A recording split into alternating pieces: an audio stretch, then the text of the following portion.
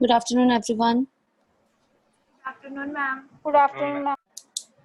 Good हाँ जी, afternoon, ma'am. Good afternoon. तो हमने मोमेंटम तक किया था last, right? Yes, ma'am. Okay, तो उसके 3 केसेस भी किए थे हमने। If two bodies have, last case यही था कि if two bodies have equal momentum, तब हम बताते हैं कि mass and velocity are inversely proportional to each other.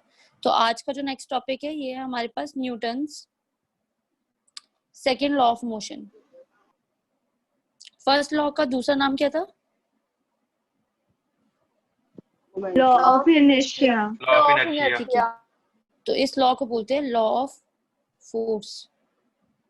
ठीक है, ये वाला लॉ हमें फोर्स देता है। तो किसी को पता है न्यूटन सेकंड लॉ क्या होता है? क्या बोला था Ma'am, न्यूटन can किसी? I?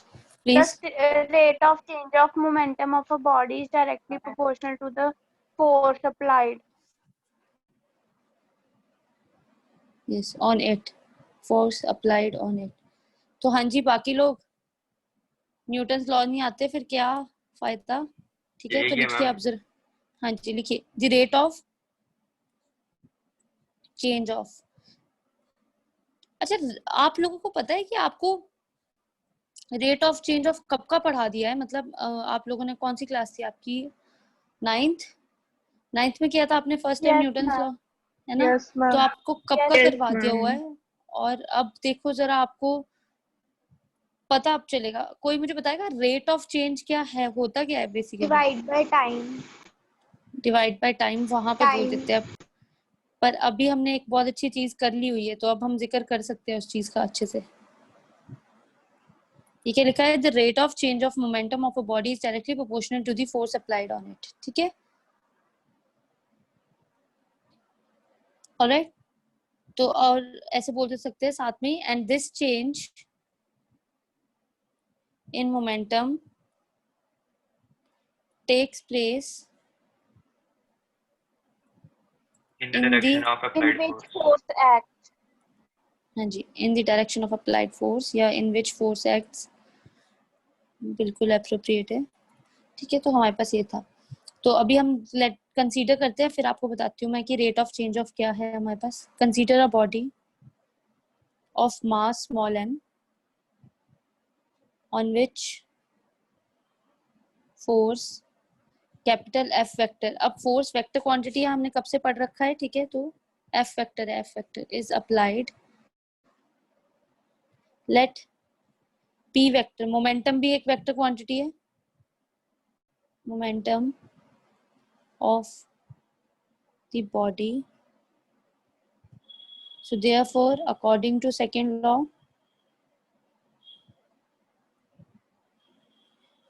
F vector is directly proportional. Rate of change का मतलब होता है, देखो, d by dt। ठीक है, रेट ऑफ चेंज जो है, रेट का मतलब तो डिवाइड बाय टाइम आप लोगों ने पढ़ रखा है, पर जो चेंज है ना मोमेंटम का, वो हम ये बताएंगे। ठीक है, तो इसका मतलब डिफरेंशिएट करना था मोमेंटम को विद टाइम के साथ। Okay, is it clear? तो F इज इक्वल टू हमारे पास यहाँ पे क्या आ गया? K small k dp by dt. K is the constant of proportionality and is 1. K is equal to 1 है हमारे पास, और एक constant of proportionality है। ठीक है, चले आगे। हमें एक बार दोबारा बता दो। हाँ जी, हमारे पास क्या है? न्यूटन सेकेंड लॉ क्या बोलता है? Rate of change of momentum of a body, ये मोमेंटम। ठीक है, रेट ऑफ चेंज का मतलब है, रेट का मतलब है डिवाइड बाय टाइम कर दिया, पर चेंज का मतलब क्या है? डी बाय डी टी कर दो, मतलब डिफरेंशिएट कर दो। चेंज का मतलब या तो डेल्टाज लगाते, एरर्स ने आपको सिखा दिया था कि चेंज का मतलब या तो आप डेल्टाज लगाओ या फिर आप डिफरेंशिएशन लगा दो। तो हमारे पास आसान तरीका है डिफरेंशिएट करना, इसको टाइम के साथ, पी जो भी होगा उसको टाइम के साथ डिफरेंशिएट कर दो। तो बोलते हैं rate of change of momentum of a body is directly proportional to the force. तो मैंने जो फोर्स अप्लाई की वो ये अप्लाई की, रेट ऑफ चेंज इससे डायरेक्टली प्रोपोर्शनल है। फिर प्रोपोर्शनलिटी का साइन हटा के हम लोग हमेशा के कांस्टेंट लेके आते हैं। के कांस्टेंट की वैल्यू मैंने 1 कर दी। ठीक है, अब आगे चलें। ऑल्सो पी वेक्टर जो होता है वो कितना होता है? M into V vector.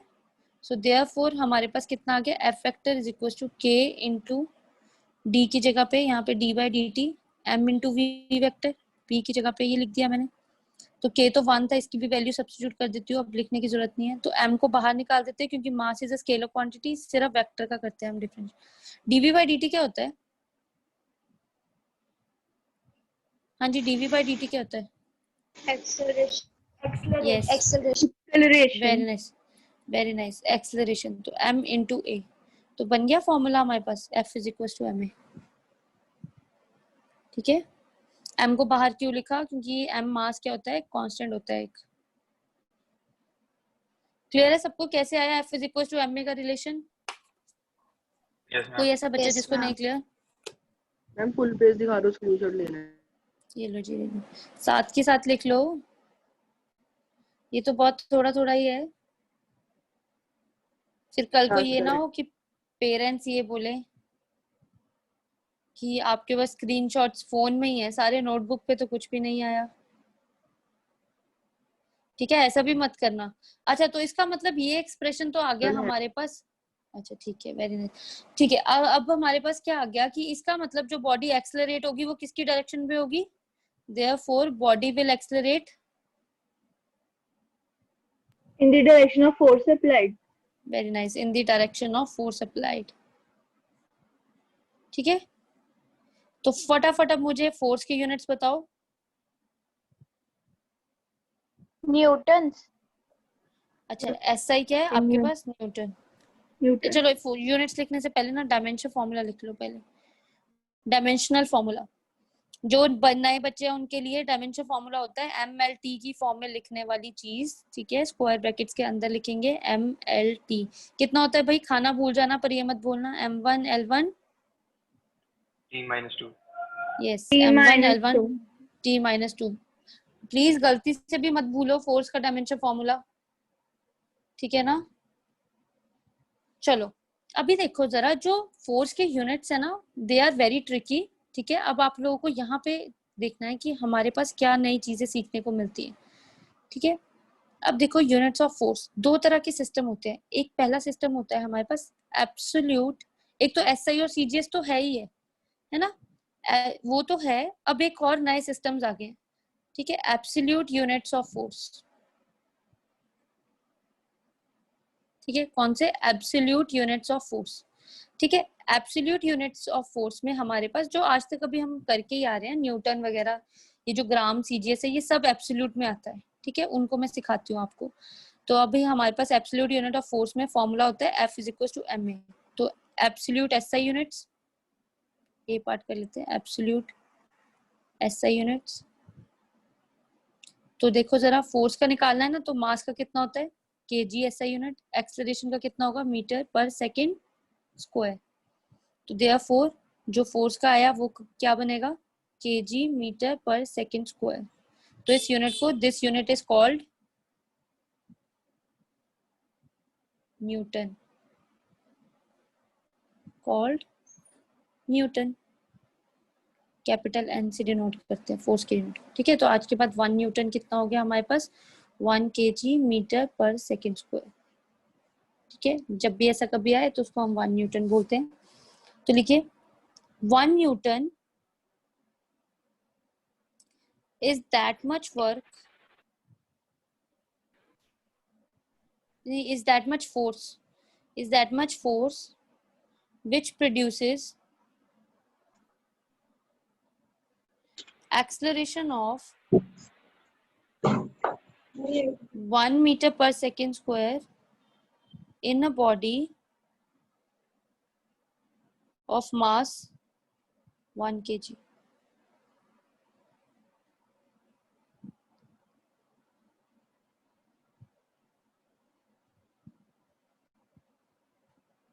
ठीक है, चलिए अब सेम डेफिनेशन सीजीएस के लिए भी लिखिए। बी पार्ट जो है एब्सोल्यूट सीजीएस यूनिट्स। ठीक है, इसके लिए कितना लिखेंगे हम? F is equal to gram centimetre per second square. इसको हम क्या बोलते हैं? छोटा यूनिट कौन सा होता है? 1 डाइन। Yes, dine. ठीक है, तो वन डाइन कितना होता है हमारे पास? 1 ग्राम सेंटीमीटर पर सेकेंड स्क्वायर को हम 1 डाइन बोलते हैं। बॉक्स कर लो इसको। तो अब लिखिए इसके लिए 1 डाइन, जहाँ पे 1 न्यूटन लिखा है उसकी जगह पे लिखिए 1 dyne is that much force. अच्छा यहाँ पे स्क्रीनशॉट वाले भी है ना, पहले ले लो भाई, जिन्होंने स्क्रीनशॉट लेना है ना वो ले लो ये वाले पेज का, फिर मैं नेक्स्ट पेज पे लिखती हूँ। मैम लिख लिया। ठीक है, अब चलो आगे चलते हैं। 1 dyne is that much, 1 dyne is that much force which produces acceleration of 1 centimeter per second square in a body of mass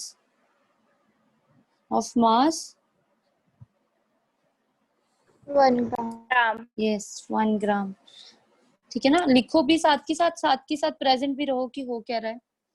अब आते हैं जो सेकंड पार्ट है हमारे पास, जो एब्सोल्यूट, पहला क्या था एब्सोल्यूट यूनिट, सेकंड है ग्रेविटेशनल यूनिट्स ऑफ फोर्स। और अगर आप अपने पुराने पेपर लास्ट ईयर वगैरह के उठा के देखोगे ना तो वो बड़े चालाक हैं, वो वहां पे यही यूज कर रहे हैं ग्रेविटेशनल यूनिट्स, क्योंकि वहां पे एक्सेलरेशन होता है। आज यहाँ पे जी क्या होगी, Gravitation constant. Acceleration due to due to gravity. हाँ ये ग्रेविटेशनल कांस्टेंट कौन बोला, वो कैपिटल जी होता है भाई। ये कौन है, स्मॉल जी का मतलब है acceleration due to gravity, that is 9.8 metre पर सेकंड स्क्वायर हमेशा। ठीक है ना, gravitational constant is universal constant, but ये एक्सेलरेशन ड्यू टू ग्रेविटी हमारे पास बदलती रहती है। धरती पे कुछ और है, मून पे कुछ और होगी, मार्स पे कुछ और होगी, हर जगह डिफरेंट होगी। ठीक है, यू शुड बी अवेयर। आप ग्रेविटेशन का क्या वर्ड बोल रहे हो, आपने किया है 9th क्लास में सबने ग्रेविटेशन। ठीक है, अब ग्रेविटेशन के एसआई यूनिट्स करते हैं, देखो जरा ध्यान से सुनना अब इसके एसआई यूनिट्स। ए पार्ट ग्रेविटेशनल एसआई यूनिट्स। ठीक है, मास वही रहा 1 kg, बिल्कुल उसमें कोई चेंज नहीं आया। 1 kg क्या मतलब केजी में मास हो क्या, ये कितनी आई 9.8 मीटर पर सेकेंड स्क्वायर। तो इसका मतलब जो फोर्स आएगी उसका फॉर्मूला क्या लिखेंगे, kg इंटू 9.8 मीटर पर सेकेंड स्क्वायर। ठीक है, तो इसका मतलब ये कितना आ गया हमारे पास, force is equal to 9.8 kg metre पर सेकेंड स्क्वायर। ठीक है, तो इसको ना कई बार वो लोग, ठीक है, इस चीज को उसको किलोग्राम वेट भी बोलते हैं इस यूनिट को। ठीक है, इस पूरे यूनिट को they also called kilogram force, kilogram weight. ठीक है, तो इसका मतलब इसी यूनिट को मैं ऐसे 9.8 न्यूटन भी बोल सकती हूँ। ठीक है, क्योंकि केजी मीटर पर सेकेंड इतना होता है। और also this unit is called, लिख लो, किलोग्राम वेट, जिसको हम डिनोट करेंगे kgWT से, किलोग्राम वेट में लिखा होगा, या फिर किलोग्राम फोर्स जो कि लिखा होगा kg छोटा f से। ठीक है, ये दो इसके अलग यूनिट्स भी आ सकते हैं। इस kg मीटर पर सेकेंड को 9.8 के साथ लिखा होगा हमेशा, ऑलवेज रिटर्न विद 9.8। ठीक है, तो उसको हम क्या बोलते हैं, किलोग्राम फोर्स और किलोग्राम वेट भी बोलते हैं। तो शैल आई राइट आगे, तो 1 kgf और 1 kg वेट को हम क्या लिख सकते हैं, 9.8 न्यूटन भी लिख सकते हैं, इसको एक और नाम देते हैं। ठीक है, इसको भी बॉक्स कर लो, ले लो भाई स्क्रीनशॉट जिन्होंने लेना है फर्स्ट पार्ट का।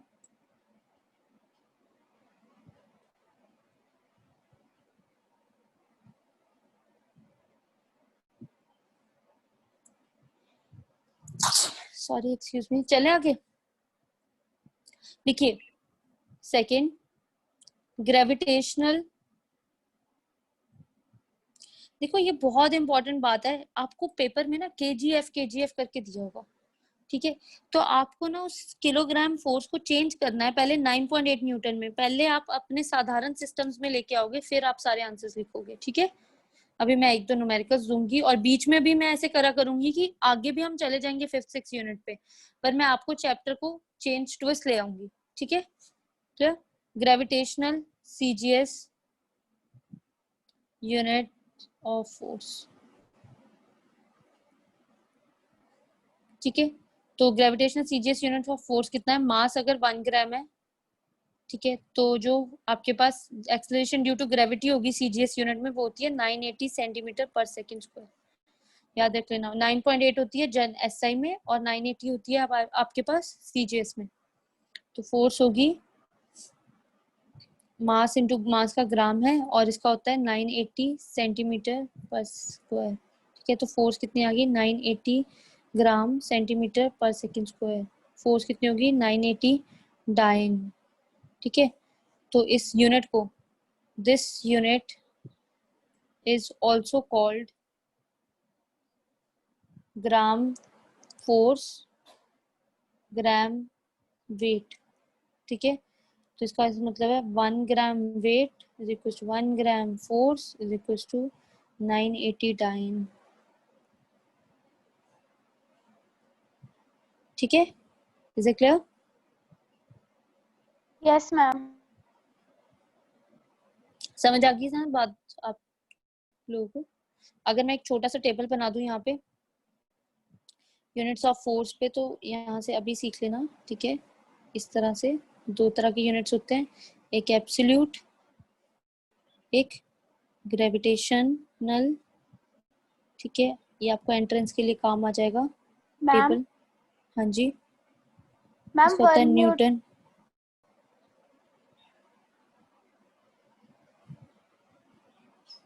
हाँ जी, आगे 1 न्यूटन के आगे Ma'am, 1 Newton 10 raised to power 5 dance के इक्वल होता है। 1 न्यूटन। हाँ जी, ठीक है, वो तो आप लोगों ने कन्वर्जन फर्स्ट टाइम में कर ली थी आपने, है ना? 1 newton is Yes, equal to 10 ma'am. आप वो तो आपने कन्वर्जन करके। ग्रेविटेशन में क्या क्या यूनिट्स आए आपके? kg फोर्स और kg वेट, और यहाँ पे क्या है? ग्राम फोर्स और ग्राम वेट। ठीक है, तो ऐसे आप टेबल बना लेना एक, उस पर सॉल्व कर दो। Is it clear? ठीक है, क्लियर है ये सबको यहाँ Yes, तक? ma'am. आई होप यहाँ तक सबको क्लियर है। ठीक है, चले आगे। Yes, ma'am. लिखिए जरा अब आगे। अब आपको फटाफट से निकालना है कि क्या क्या आंसर्स आएंगे अगर मैं आपको कन्वर्जन्स में देती हूँ, न्यूमेरिकल्स में। ठीक है, तो पहले एक बार मैं देख लेती हूँ कि कोई और तो नहीं रह गया है आप लोगों के इसके बेसिस पे। न्यूटन्स थर्ड लॉ है ना, उसको बाद में करते हैं, पहले इसके क्वेश्चंस करते हैं सेकेंड लॉ के। ठीक है, आ जाओ अब लिखिए। A force of question 72 dyne, ठीक है, on a body, acts on a body of 9 gram force is नहीं acts on a body of mass 9 gram ही है, ठीक है, of 9 gram। ठीक है, if force is inclined at 60 degree to horizontal, ठीक है, number 1 find total acceleration produced by horizontal component। ठीक है, नहीं, total acceleration produced by body कर दो, बाय बॉडी कर दो, फिर उसके बाद आप लोग एक शॉर्टकट चेंज कर देती हूँ। ठीक है, सेकंड और थर्ड पार्ट में आप लोग खुद लिखोगे हॉरिजॉन्टल कंपोनेंट ऑफ एक्सेलरेशन, और दूसरे में लिखना vertical component of acceleration.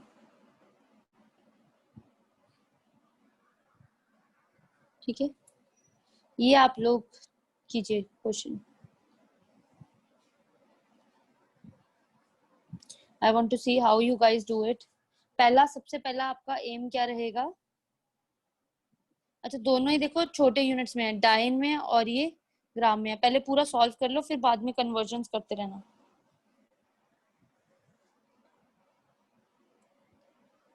anyone who has started doing it? बताओ जरा.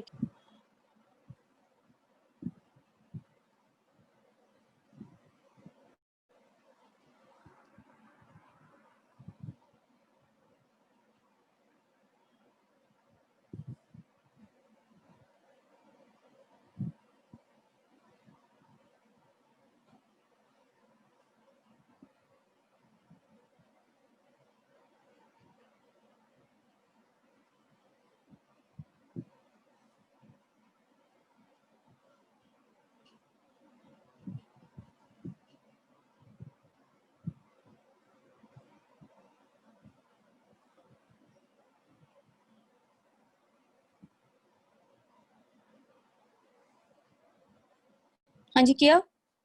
मैं करवाऊं नहीं तो. देखो हमारे पास उसने क्वेश्चन में क्या दिया हुआ है, ध्यान से देखना कि आपके पास उसने बोला है कि सॉल्यूशन में लिखेंगे गिवन क्या क्या है. फोर्स गिवन है दैट इज 72 डाइन. किसी ने भी नहीं ट्राई किया. मैं फर्स्ट का 8 आया. फर्स्ट का आंसर 8. यस एक्सेलरेशन 8 है. Very nice very nice. 8 ठीक है. सेंटीमीटर पर सेकंड. सेकंड का 36. सेकंड का 36 हॉरिजॉन्टल कंपोनेंट. चेक करो जरा. Almost you are near to it but you miss somewhere. देखो जरा अभी जो जनरली है जर्नलाइज्ड. देखो उसने बोला कि जो फोर्स एक्ट कर रही है ना वो कर रही है यहाँ पे कहीं 60 डिग्री एंगल बना रही है. कहते फोर्स ऐसे होगी हवा में. पहले मैं को साधारण एक्सेलरेशन निकाल लूं क्योंकि टोटल एक्सेलरेशन प्रोड्यूस ए कितनी आ गई. F is equal to m a. ठीक है. फोर्स मुझे दे रखी है 72. मास से डिवाइड किया एक्सेलरेशन आ गई. मास 9 है तो ए कितना आ गया 8 सेंटीमीटर पर सेकंड स्क्वायर. यूनिट्स के साथ जरूर लिखना है. ठीक है. अब उसने पूछा कि हॉरिजॉन्टल कंपोनेंट ऑफ एक्सेलरेशन निकालो. तो देखो जब फोर्स है तो वो एक एंगल पे बैठी हुई है तो फोर्स दो हिस्सों में टूट गई. इधर आ गई एफ इधर आ गई एफ इधर आ गया कॉस एफ वाला जो कंपोनेंट है वो हो गया एफ कॉस 60 डिग्री और इधर कौन सा हो गया एफ वाला एफ साइन 60 डिग्री. जिसके साथ थीटा बनता है वो कॉस का कंपोनेंट होता है. बार बार बता रही हूँ. तो इसका मतलब अब फोर्स के लिए जो कंपोनेंट मुझे ढूंढना है वो कौन सा होगा. एफ में कौन सा वाला कंपोनेंट देखूंगी 60 डिग्री वाला कंपोनेंट देखूंगी. तो एफ कॉस 60 डिग्री वाला. ठीक है. तो फोर्स कितनी है मेरे पास 72. इसका 60 डिग्री वाला कंपोनेंट कितना आ गया 1/2. तो ये कैंसिल करके 36 डाइन दे दिया आपने. पर मैंने तो क्या पूछा है आपसे, मुझे एक्सेलरेशन का कंपोनेंट दो. तो f of x is equal to m of a of x. तो इसमें a ऑफ x यूज हो रहा होगा. तो f of x by a of x. f of x की वैल्यू कितनी है 36. ठीक है. मास की वैल्यू कितनी है 9. तो a ऑफ x आ गया इससे. a ऑफ x कितना आया मेरे पास 4. यस 4. ठीक है. तो ऐसे ही फटाफट f ऑफ y कैलकुलेट कीजिए मेरे लिए. अब समझ आया आर्यन? Is that clear? जो आपने मिस्टेक की वो समझ आई? क्योंकि मैंने एक्सेलरेशन का कंपोनेंट दिया था, आपने मुझे फोर्स का कंपोनेंट बता दिया. तो पेपर में क्वेश्चन को ध्यान से रीड करना है कि कौन सा कंपोनेंट आप लोगों से पूछा हुआ है.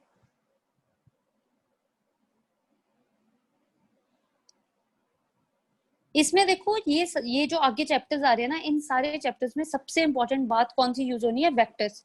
तो वेक्टर्स इतने से भी इधर उधर हैं अगर तुम में से किसी के, तो प्लीज अपने किसी फ्रेंड से या किसी से भी नोट्स इकट्ठे कर लो. ठीक है. इंस्टीट्यूट वालों को बोल दो, वो लोग आपको प्रोवाइड कर देंगे. जैसे सीरत या कोई एक बच्चा पीडीएफ बना के ग्रुप पे सेंड कर देगा. ठीक है. Do ask. तो प्लीज अपने वेक्टर्स के नोट्स पूरे कर लेना because these are very important. तो हाँ जी a y ma'am vertical component 4√3 है. 4√3 सेंटीमीटर पर सेकंड. 4√3 सॉरी. हाँ 4√3 इज परफेक्ट. ठीक है. पता चल गया. चलो आपको चले अब नेक्स्ट. हाँ जी. इज देयर एनीवन जिसको पता नहीं चला कि हो क्या रहा है कोई यहाँ पे ऐसा? तो पूछ सकते हैं, अभी टाइम है. ठीक है. तो चलिए मूविंग ऑन फर्दर. एक और न्यूमेरिकल देती हूँ. ठीक है. अब इसमें मैं कुछ भी हिंट नहीं ड्रॉप करूंगी और विद इन 1 मिनट मुझे आंसर आ जाना चाहिए. ठीक है. नेक्स्ट क्वेश्चन आपके पास देखिए यहाँ पे अ body of mass 2 kg is acting upon by two perpendicular forces. मतलब उसके ऊपर कहते हैं दो फोर्सेस लग रही हैं जो बॉडी है, और वो भी टू परपेंडिकुलर फोर्सेस ऐसी है कि एक 8 न्यूटन है और दूसरी 6 न्यूटन है। Find the magnitude and direction of resultant acceleration produced by body। चलिए फटाफट।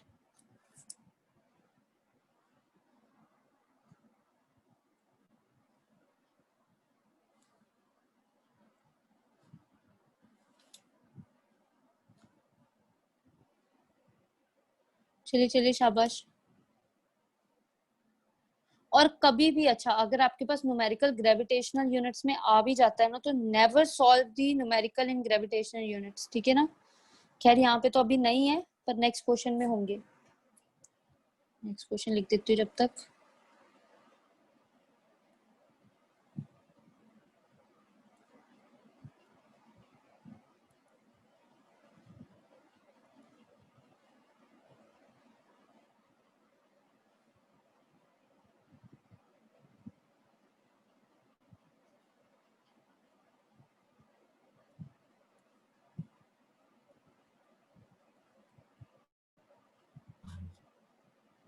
हाँ जी, एनीवन? मैग्नीट्यूड 5 है किसका? मैम, एक्सेलरेशन का। Very nice, very nice, very good. हाँ जी, बाकी लोग? रिजल्टेंट एक्सेलरेशन नहीं पता चल रही, गलत आ रही है। मेरा 20 आया है। गलत आ रही है? 5 आ रही है। 5 आ रही है? किन किन लोगों की 5 मैम आई हो है? गया। एक पलक मैम की और मेरी, एक मैम तन्वी। तन्वी।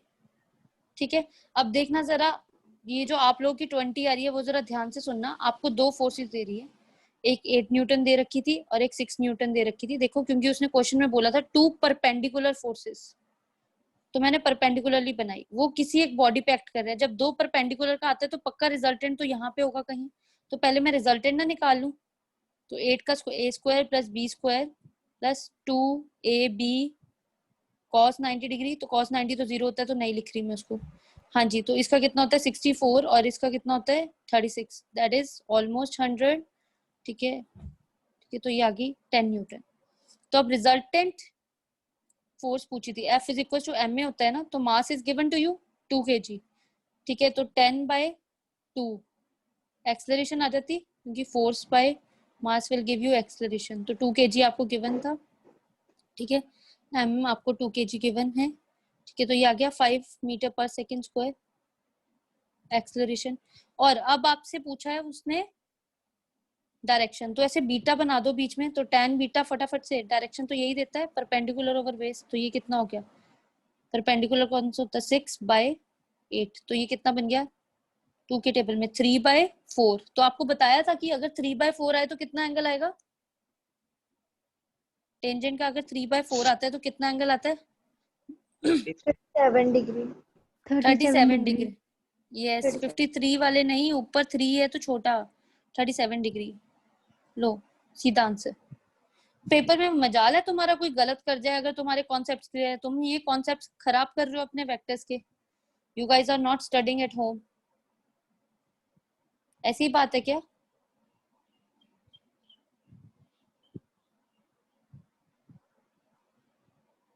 अपना जो हेडर होता है ना पेज का, उस पे कहीं लिखो never solve any numerical in gravitational units. उस पे जरूर लिखिए never solve any numerical in gravitational units.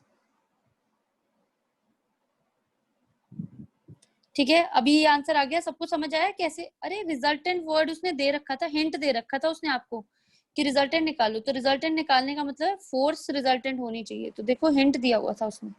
Ma'am बोलते थीटा हैं ना, 90 था। हाँ जी, थीटा 90 था, है ना कहाँ पे थीटा? यहाँ पे? मैम, जब रिजल्टेंट निकालना था। हाँ हाँ, उसमें थीटा 90। अरे परपेंडिकुलर का मतलब ही 90 डिग्री होता है। ठीक है, इज इट क्लियर? वो आप Yes. लोगों को बात बोली जाती है ना कि क्वेश्चन में ही आंसर होता है, तो वो ये होती है कहानियां।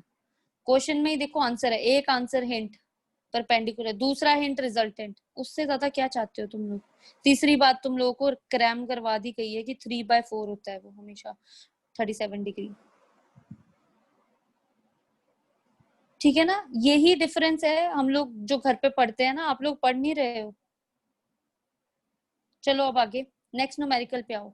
अभी मैंने एक लाइन बोली है, never solve any numerical in gravitational units. ठीक है, ये यहाँ पे जीएफ का मतलब क्या है? ये जो लिखा है 128 जीएफ। हाँ जी अंश, इसका मतलब क्या है?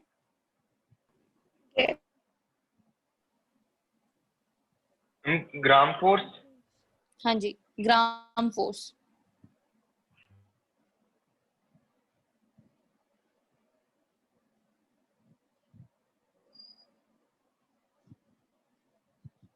न्यूमेरिकल वाली शीट दिखा दो अच्छा पीछे वाली, ये लो। मैम। नो, जिसपे क्वेश्चन लिखा हुआ है नया। हाँ तो वही है शीट, वही दिखा रखी। मैम क्लियरली विजिबल नहीं है। क्लियरली नहीं है, अब क्लियर हुई? मैं बोल देती हूँ, वो सुन रहे, ऑडिबल तो है ना? लिखिए, a force of 128 gram force, a force of 128 gram force acts on a stationary mass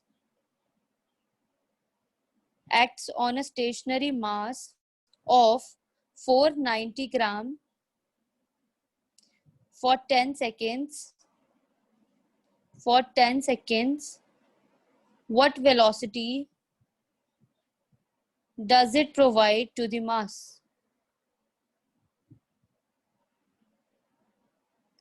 What velocity does it provide to the mass? ठीक है, is it clear? Yes. हाँ जी, तो कीजिए।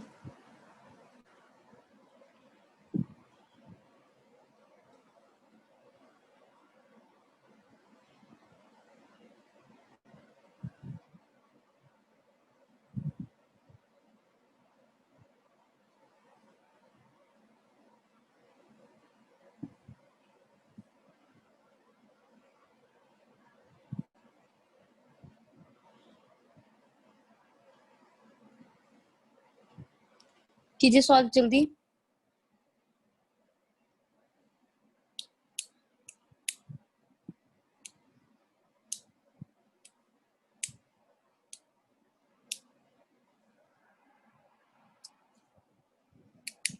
हाँ जी अंशराज, कैसे कैसे करना स्टार्ट करेंगे हम क्वेश्चन को, प्लीज बताना।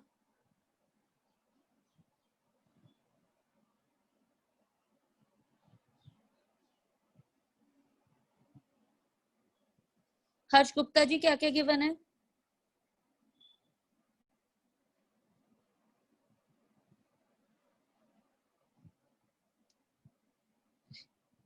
फोर्स गिवन है ना पहले तो आपके पास 128 ग्राम फोर्स। इसको पहले मुझे जनरल यूनिट्स में करना है। अच्छा ये बताओ जरा, ये ग्रेविटेशनल यूनिट्स है ये तो पता लग रहा है, पर ये कौन से वाले हैं? एसआई है या सीजीएस है ग्रेविटेशन के? CGS. सीजीएस है मैम। तो CGS. 1 ग्राम फोर्स को कितना लिख सकती हूँ मैं? 989 980 980 डाइन। तो क्या मैं इसके साथ 980 लिख दूं? बन गया अब ये यस मैम। 128 इंटू 980। ठीक है, अभी ऐसे ही रहने देना, अभी कट मत करना। मास आपको दे रखा है 490 ग्राम। ठीक है, अब क्या मेरा निकालनी है? 2560 आंसर आ रहा है। मैम मेरा भी 2560 2560 आ रहा है। Yes ma'am. कौन सा? 10 सेकंड्स के साथ? Yes, ma'am. सेंटीमीटर पर second, Velocity. Very nice. Yes ma'am. हाँ बिल्कुल Velocity. अप्रोप्रिएट है, बिल्कुल अप्रोप्रिएट है, वेरी गुड। Yes. ठीक है, तो ये रहा 128 980 डिवाइडेड बाय 490। ठीक है, तो यहाँ से ये कैंसिल हो जाएगा, एक 0 से 0, ये इसके 2 के साथ जा रहा है। ठीक है, तो ये आता है 256 सेंटीमीटर पर सेकंड स्क्वायर। ठीक है, तो अगर मेरे को मीटर में कन्वर्ट करना है तो कर लो, नहीं तो चलो ऐसे ही रहने दो सेंटीमीटर में। ठीक है, तो अच्छा force acts only for 10 seconds, है ना? 10 सेकंड में करती है। तो हमें पता है v is equal to u plus a t लगाया होगा सबने, ये यूज किया है। Yes ma'am. वेलोसिटी निकालनी है, u जीरो है, इनिशियल वेलोसिटी हमेशा जीरो होती है, एक्सेलरेशन आपको दे रखी है मैं एक्सेलरेशन का 256। फार्मूला यूज किया है इसमें। कौन सा मैंने वाला? भी वो यूज किया है v by ma'am t। a is equal to b by मैं एक्सेलरेशन अच्छा। वो यूज किया है v अरे minus v minus u by नहीं t। नहीं नहीं, अरे क्वेश्चन में रीड करना। देखो उसने बोला कि what velocity does the body provides, उसने एक वर्ड यूज किया हुआ है स्टेशनरी मास, ठीक है ना। तो आप डायरेक्टली नहीं सब्स्टिट्यूट करोगे, लकीली यहाँ पे कुछ इनिशियल वेलोसिटी नहीं गिवन, तो अगर इनिशियल वेलोसिटी दे रखी होती तो आप यहाँ पे इनिशियल सब्स्टिट्यूट भी करते, ठीक है ना।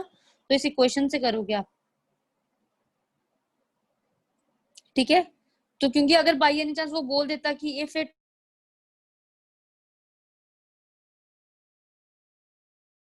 its initial velocity is this, तो calculate that, है ना। कैसे कैलकुलेट करते फिर आप? तो इसका मतलब आपको डायरेक्टली नहीं सब्स्टिट्यूट करना है, आपको ऐसे सब्स्टिट्यूट करना है, ठीक है। सेंटीमीटर पर सेकेंड, सॉरी ठीक है, ये आ गया। अच्छा अब इसको साथ के साथ ही मीटर में देना है, क्योंकि final answer should be in metres. तो सेंटीमीटर को 10⁻⁻², मीटर पर सेकेंड, सेंटीमीटर को मीटर में कन्वर्ट कर दिया तो आंसर आ गया। तो v इज इक्वल टू, इसको लिख सकते हो 25.6 मीटर पर सेकेंड। एक जीरो से जीरो कैंसिल होगी और एक ने पॉइंट दे दिया, ठीक है। कोई बात नहीं, Yes, आपने ma'am. जितना किया इट्स एप्रोप्रिएट। जो भी आपके चेंजेस होंगे वो हम इम्प्रूव करेंगे ना, तभी तो पता चलेगा कि क्या क्या मिस्टेक्स है। हाँ जी girls, is that clear? Ma'am एक बार दोबारा समझाना।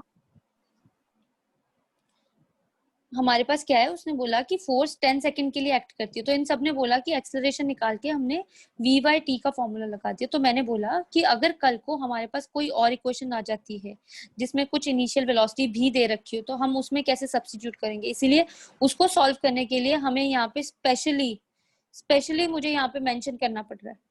Is it clear? ठीक है, तो मुझे स्पेशली यहाँ पे u को मेंशन करना है सो दैट कि वो 10 सेकंड के बाद चली या 10 सेकंड में चली, ठीक है। अगर by any chance initial velocity दे रखी होती फिर आप u कहाँ पे यूज करते, है ना। तो आपको नहीं पता लगता। तो जनरलाइज इक्वेशन ऑफ मोशंस तभी करवाई गई है, तभी तो पहले वो वाला चैप्टर करवाया, तभी उसके बाद ये वाला किया। पहले आपको बेसिक कॉन्सेप्ट्स करवाए हैं। Is it clear? पहले देखो हमने फोर्स को कन्वर्ट किया डाइन में, क्योंकि कोई भी ग्रेविटेशन यूनिट्स में नहीं रहने देना, एक्सेलरेशन कैलकुलेट की, फिर v is equal to u plus a t का फॉर्मूला लगा दिया। इनिशियल मतलब स्टेशनरी रेस्ट पे थी तो उससे स्टार्ट हो रही है, तो acceleration into time 10 seconds use किया, और फिर यहाँ पे वेलोसिटी हमने कैलकुलेट कर ली, ठीक है। चल थोड़ी सी एक और ट्रिक यूज होगी। समझ आ गया ना यहाँ तक सबको? पता चल रहा है कि कैसे सॉल्व करने हैं क्वेश्चंस? Yes. ठीक है, आगे लिखिए। देखो जितना आप पीछे वाले कॉन्सेप्ट्स को क्लियर रखोगे ना, आप लोग पढ़ नहीं रहे हो पीछे, ठीक है, तो पता लग रहा है आप लोगों की ये सारी बातों से ना, जैसे आप लोग सॉल्व कर रहे हो। क्वेश्चन भी नहीं सॉल्व किए किसी ने भी यूनिफॉर्म मोशन वाले, ठीक है। जरूर पढ़ना स्टार्ट कर दो, तभी आपको फायदा होगा। देखिए a force acts for 10 seconds, उसने बोला कोई फोर्स है वो एक्ट कर रही है 10 सेकेंड्स के लिए ऑन स्टेशनरी बॉडी ऑफ, कितना मास है इसका, stationary body of mass is not of mass 10 grams, 10 kilograms कर लूं, ठीक है। आफ्टर विच इट, ठीक है। अभी देखना जरा, सीजेस टू एक्ट, सीज करने का मतलब होता है स्टॉप्स, मतलब वो रुकना उसका, ठीक है। सीज का वर्ड का मतलब ही क्या होता है, रुकना, ठीक है। Ceases to act and the body covers 50 meter in next 5 seconds. Find the magnitude of force. Question is very good. Stationary body है, उस पर 10 सेकंड के लिए फोर्स लगती है जिसके कारण बॉडी रुक जाती है। फिर उसके बाद बॉडी चलती है, ठीक है, 50 मीटर चलती है 5 सेकंड के लिए।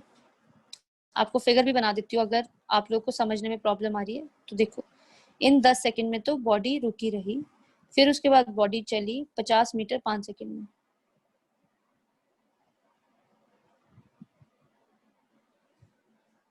ठीक है, चलो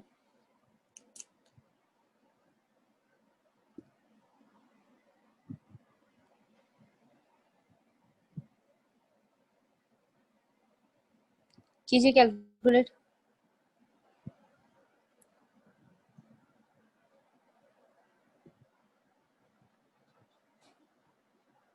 देखो बॉडी की एक्सेलरेशन नहीं ना पता फर्स्ट रीजन में ओ से ए तक में, तो हमें नहीं पता। और बॉडी क्या कर रही है, हमारे पास स्टेशनरी बॉडी थी, मतलब रुकी हुई बॉडी थी 10 सेकंड के लिए। तो उसने क्या बोला कि b is equal to u plus a t from O to ए।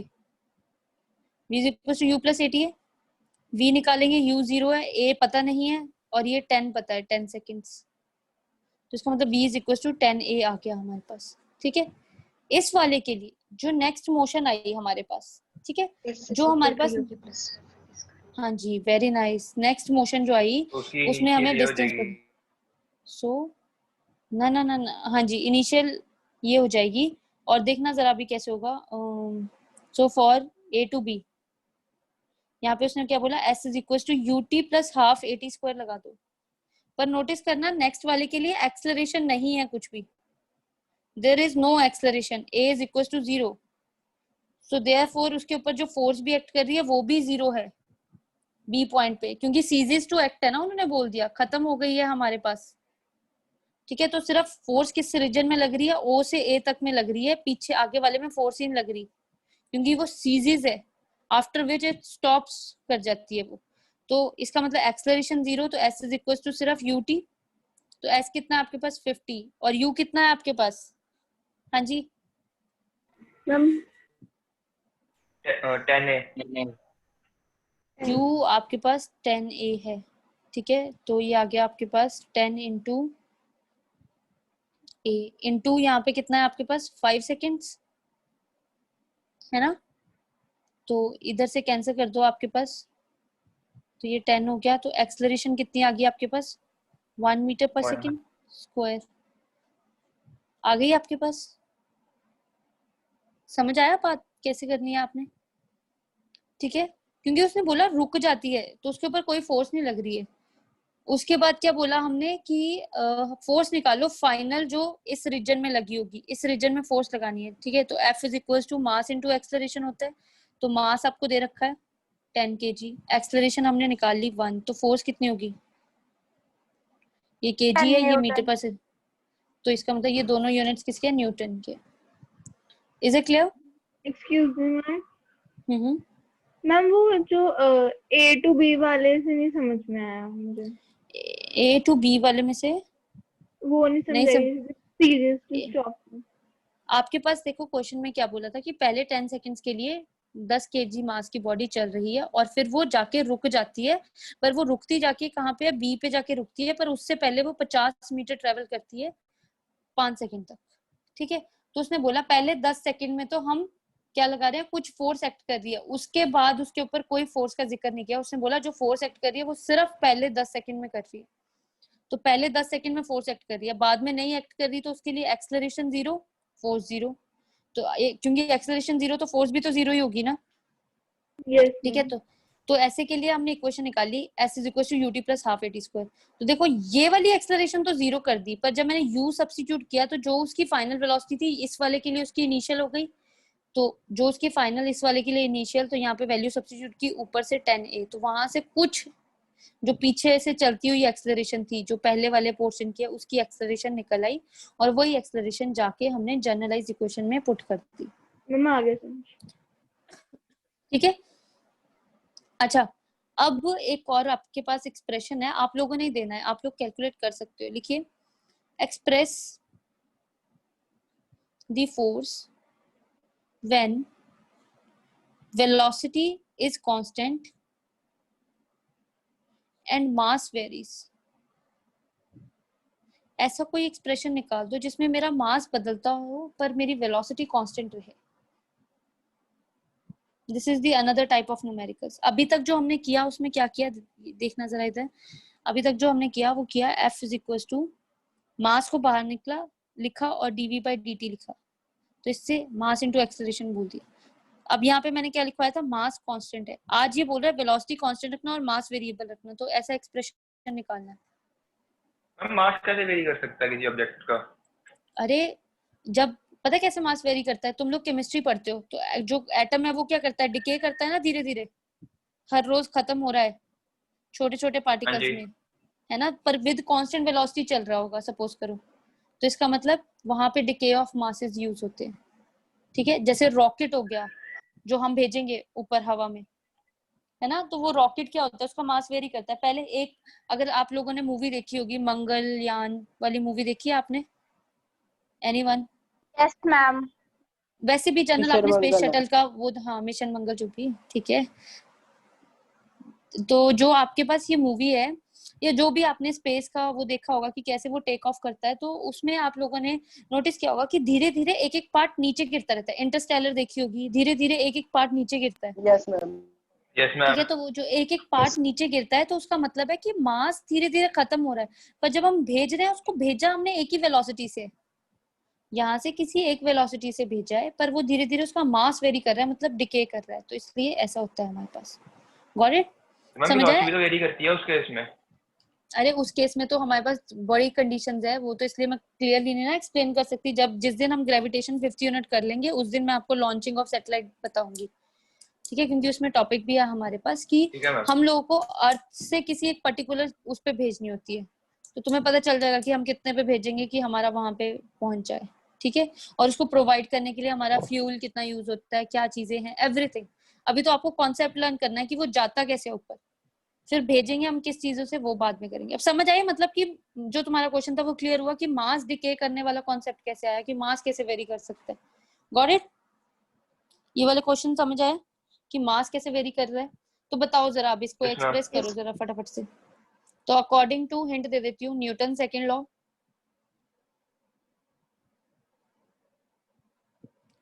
तो न्यूटन सेकंड लॉ क्या बोलता है, डीपी बाय, इसकी जगह पे के आ जाएगा, ठीक है, के कांस्टेंट को 1 लेते हैं और पी को हम लिख देते हैं मास इनटू वी, तो F is equal to d m v by d t. तो आज एज v इज कांस्टेंट, आज तो हमारे पास, क्योंकि क्वेश्चन नहीं बोला है कि v कांस्टेंट है हमारे पास, तो इसका मतलब जो फोर्स आएगी वो कैसे आएगी, आप लिखना जरा final expression. dm by dt क्या होगा? हाँ जी, dm by dt क्या होगा? Ma'am force is equal to m by t।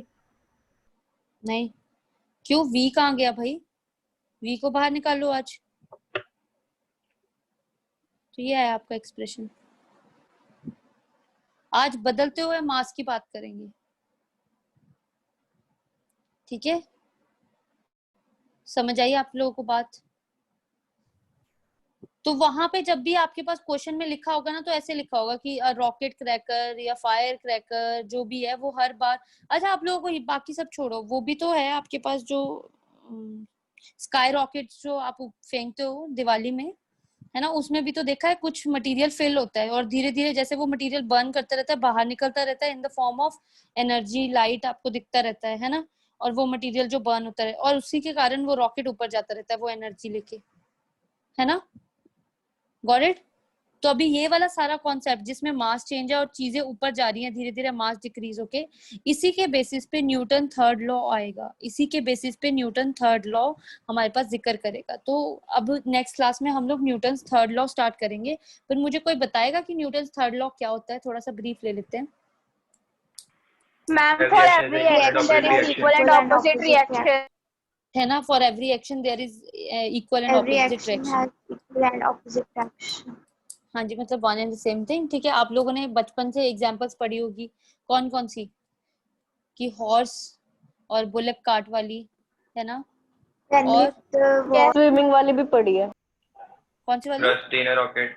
Swimming. Ma'am walking, writing and swimming. हाँ जी, ये सारे वॉकिंग, राइटिंग और ये सारा, ठीक है, तो ये सारा हम न्यूटन थर्ड लॉ में करेंगे। पर फिर उसके साथ एक और बहुत इंपॉर्टेंट टर्म आती है कि conservation of linear momentum. Conservation of linear momentum वो क्या होता है?